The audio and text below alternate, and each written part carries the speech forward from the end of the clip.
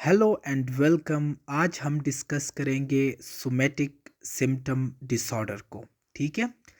तो somatic symptom disorder जो है, इसके लिए जो अल्टरनेट टर्म यूज़ होते हैं उनको भी आपने सीखना होगा, क्योंकि अगर वो टर्म आए और आपको सोमैटिक सिम्पटम डिसऑर्डर का पता हो और उनका पता ना हो, फिर दैट इज़ अनोइंग। ठीक है। तो DSM-5 जो है, जो कि अमेरिका में फॉलो होता है, उसमें इसको सोमैटोफॉर्म डिसऑर्डर कहा जाता था। अब जो नया DSM-5 आया हुआ है, उसमें इसको सोमैटिक सिम्पटम डिसऑर्डर कहा जाता है। फिर जो ब्रिटिश में बुक फॉलो होता है, जो ICD-11 है, इंटरनेशनल क्लासिफिकेशन ऑफ डिजीज़, उसमें इसको बॉडीली डिस्ट्रेस डिसऑर्डर कहा जाता है। तो bodily distress disorder, somatoform disorder and somatic symptom disorder is one and the same. अभी सोमैटिक सिम्पटम किसको कहते हैं? सिम्पटम आपको पता है, अलामात को कहते हैं। वो कंप्लेंट जिसके साथ पेशेंट प्रेजेंट हो। तो सोमैटिक सिम्पटम का मतलब ये है कि ये बॉडी की सिम्पटम्स होती हैं और इनमें जो है पेन जो है वो इसमें इंक्लूड है, जो मेनली पेशेंट प्रेजेंट करते हैं, जिस तरह के स्टमक पेन हो गया, जिसके एब्डोमिनल पेन हो गया। ठीक है। और उसके साथ जो है फटीक हो गया, मतलब थकावट हो गई। ठीक है।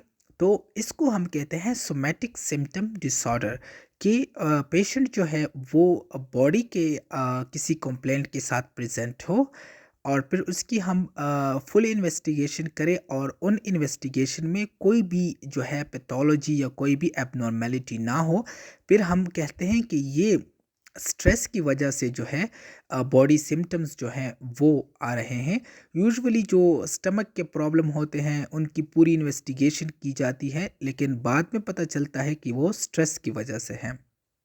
तो चलो जी, आते हैं क्राइटेरिया को डिस्कस करते हैं कि जो है हम पेशेंट को किस तरह डायग्नोस करते हैं। तो DSM-5 में पहला पॉइंट जो है वो ये है कि one or more somatic symptoms, एक या एक से ज़्यादा बॉडी के सिम्टम्स, और वो सिम्टम्स क्या करे, वो डिस्ट्रेस कॉज करे, वो उस इंडिविजुअल को जो है उसको स्ट्रेस दे, उसको अनकंफर्टेबल फील कराएं, एंड इम्पेयर्स बैडली इफेक्ट में हम ले सकते हैं द डेली फंक्शंस में जो डेली रूटीन होता है एक इंडिविजुअल का, उसमें इसकी ऑक्यूपेशन आ सकती है, एजुकेशन आ सकती हैं, रिलेशनशिप आ सकता है, डेली एक्टिविटीज़ आ सकती हैं।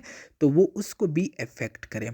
तो हमारे पास सोमैटिक सिम्टम्स, और वो सोमैटिक सिम्टम्स डिस्ट्रेस करे उस इंडिविजुअल को, जो है रेस्टलेस करे। ठीक है।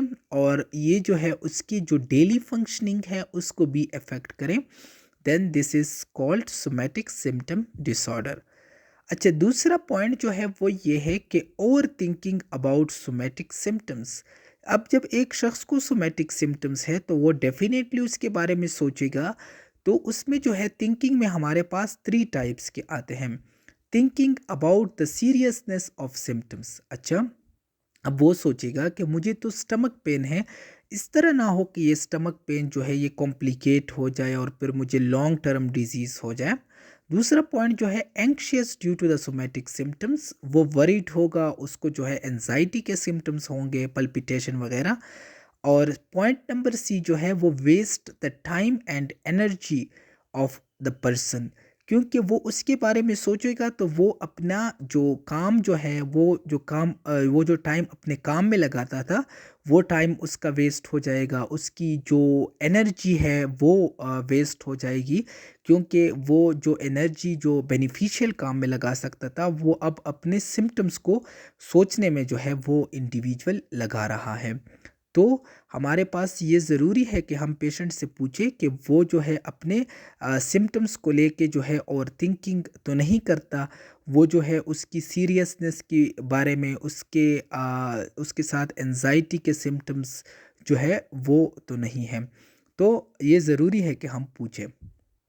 फिर जो है थर्ड पॉइंट जो है, इट इज़ इम्पॉर्टेंट, जिस तरह कि हम हर एक डिज़ीज़ में पढ़ते हैं कि हर एक डिज़ीज़ की जो है एक प्रॉपर ड्यूरेशन होती है, और जब वो ड्यूरेशन पूरी हो जाए तो हम एक पेशेंट को फिर लेबल करते हैं कि हाँ, इसको तो ये डिसऑर्डर है। तो duration of symptoms last up to 6 months. तो जब हमारे पास जो सिम्टम्स जो हैं सोमैटिक सिम्टम्स वो 6 मंथ तक हो जाए फिर इसको हम लेबल कर